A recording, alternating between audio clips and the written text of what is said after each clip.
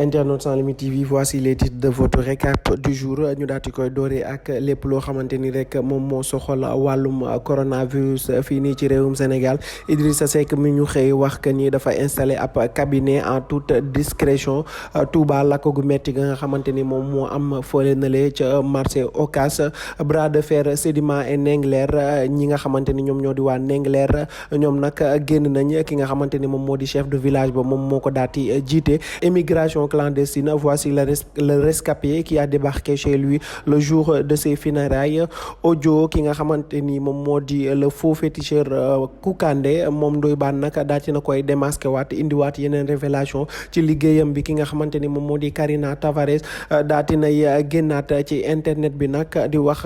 ay kàddu yoo xamante ni da ko jëmale ci ay sextape yu mu war a publier yoo xamante ni ay footballeur ak des photos nues. Ki nga xamante ni moom moo di Adja Diallo moom tamit daati nay génnaat defaat ab révélation jëmale ko ci ab joueur international. ñu daati dikk ak yéen ci yaatal ci votre récap du jour li nga xamante ni moom moo di pandémie Covid-19 au Sénégal. Communiqué 261 ce mardi 17 novembre 2020 ministre bi nga xamante ni moom la ñu dénk wàllum wérgu yaram fii nii ci réewum Sénégal daati nay jébbale résultat examen yi nag ñu jàpp que ni sur 551 tests réalisés 5 sont revenus positifs, soit un taux de positivité de 0,91%. Les cas positifs sont répartis comme suit: un cas contact suivi par nos services, aucun cas importé enregistré dans le pays, 4 cas issus de la transmission communautaire répartis entre Fann Résidence, Mbour, Parcelles Assainies ak fa nga xamante ni moom moo di ca Ziguinchor. 4 patients hospitalisés ont été contrôlés négatifs et déclarés guéris. 3 cas graves sont pris en charge dans les services de réanimation. Aucun décès n'a été enregistré ce lundi 16 novembre 2020. L'état de santé des autres patients hospitalisés est stable. À ce jour, 15 806 cas ont été déclarés positifs, donc 15 425 guéris, 329 décédés et donc 51 sous traitement. Le ministre de la santé et de l'action sociale loolu la daal di xëy xam ne tey ci li nga xamante ni moom moo di feebaru mbas mi fii ci réewum Sénégal. Ki nga xamante ni moom moo di Idrissa Seck nag ginnaaw bi nga xamante ni daal di nañ koy tabbu mu nekk njiitul li nga xamante ni moom moo di conseil économique social environnemental ba Mimi Touré doon jiite moom la ñu fa daal di tabb mu nekk njiit li nag. waaye nag dañoo xëy xam ne rek ni ab liste daal di nay fuité ci nomination yu bees yi nga xamante ni daal di na ko fay def ginnaaw bi nga xamante ni war na faa toog ci alxamis 19 novembre 2020 à 10 heures ci seen siège ba. moom nag daal di nay taxawal li nga xamante ni moom moo di ab cabinet personnel am daal di rek tànn ay bopp yu bees. ñi nga xamante ni ñoom lañ ci njëkk a jàpp kenn bokk na ci ki nga xamante ni moom moo di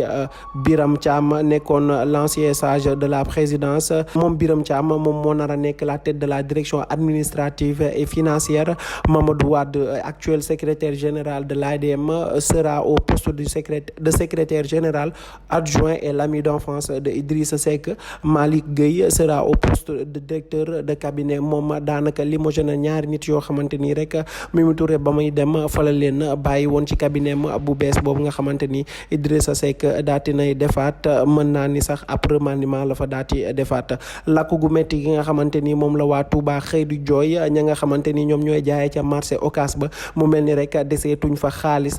deseetuñ fa bagage deseetuñ fa marchandise ndax lakk ga fa am démb ci altine ji daanaka lépp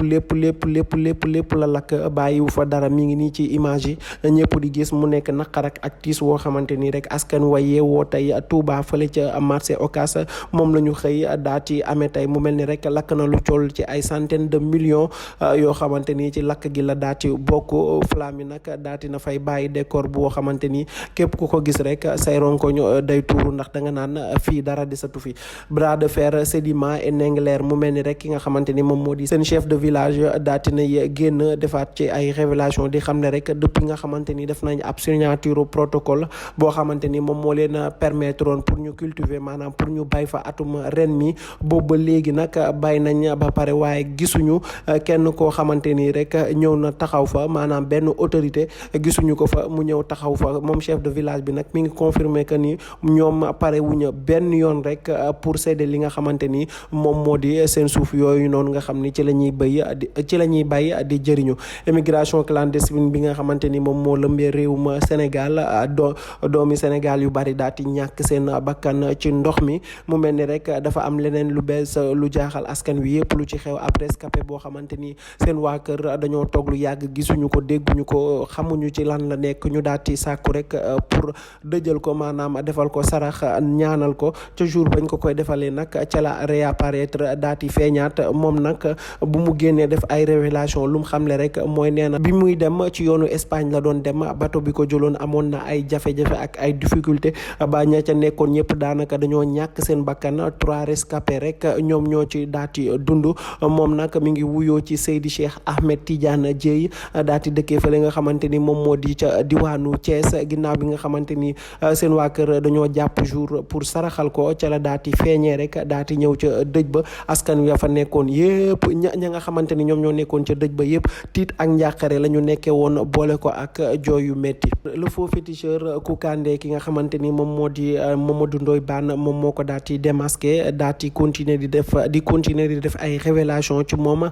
lépp loo xamante ni rek xam na ko ci Kounkandé mu ngi koy jël di ko teg ci table ji ginnaaw bi nga xamante ni dafa am ku fa woote woon benn ndaw soo xamante ni à l'extérieur la nekk woote fa di clamer ki nga xamante ni moom moo di Kounkandé xaalis bu bari bu mu ko yónnee woon pour mu defal ko ay liggéey waaye gisul benn yoon résultat boobu ba léegi mënul fexe ba jot ki nga xamante ni moom moo di Kounkandé da ko daati bloqué partout moom Ndoye Bane nag nee na ki nga xamante ni moom moo di Kounkandé ab faux féticheur la ab truand la day nekk ci réseaux sociaux yi ak ci YouTube bi ne ndax nit ñi di jël seen xaalis di ko lekk ba pare nee na lu ko gën a jaaxal ci mbir mi mooy nee na ana sëriñ ak xeesal moom Kounkandé day diwu day xeesal ki nga xamante ni moom moo di Karina Tavares site yi xëy daati dugal tey ñuy xamle rek ni daati nay génnaat moom nag defaat ab révélation ni di menacer aussi que ni dina publier ab sextape daati wax ci ay footballeur ak ay photo nu yoo xamante ni mi ngi ko yore dina ko publier moom Karina Tavares ginnaaw bi ñu toogee lu yàgg gëj koo gis ci réseaux sociaux yi bi mu réapparaître loolu la njëkk a daati xamle ki nga xamante ni moom moo di Adja Diallo animatrice à la 2STV daati nay génnaat def révélation du tonnerre sur l'international togolais Adebayor muy xamle rek ni ki nga xamante ni moom moo di attaquant togolais boobu noonu nee na moom mënul li nga xamante ni moom moo di kawlal bi maanaam il ne peut pas satisfaire lu toll lu ëpp 10 minutes moom Adja Diallo loolu la daati xëy xamle site bi nga xamante ni moo di Doing Buzz nag ñoom ñoo ko daati xëy bind mu mel ni rek daati nay def tour des réseaux sociaux ci kàddu yooyu nga xamante ni daati na ko yëkkati jëmale ko ci Adebayor. rebondissement dans l'affaire Diop Iseg ak ex jabaram boobu nga xam ne moom mooy wuyoo ci Aïssatou Seydi moom nag daati nay remporter finalement la victoire ginnaaw bi nga xamante ni daati na ñuy amal ab procès pour rek ñu jéem leen a àtte ci kër googu nga xamante ni immeuble boobu nga xamante ni moom moo nekk fële ca Sacré-Cœur 3 fa nga xamante ni fa la logé woon ak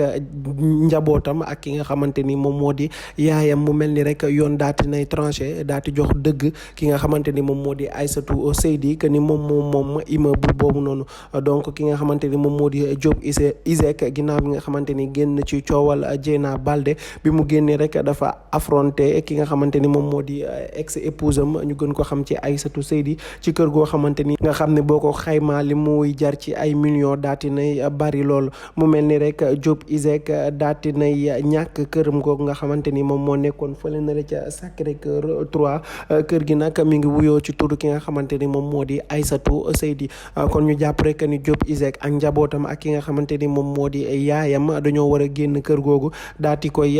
jox ki nga xamante ni moom moo di Aïssatou Seydi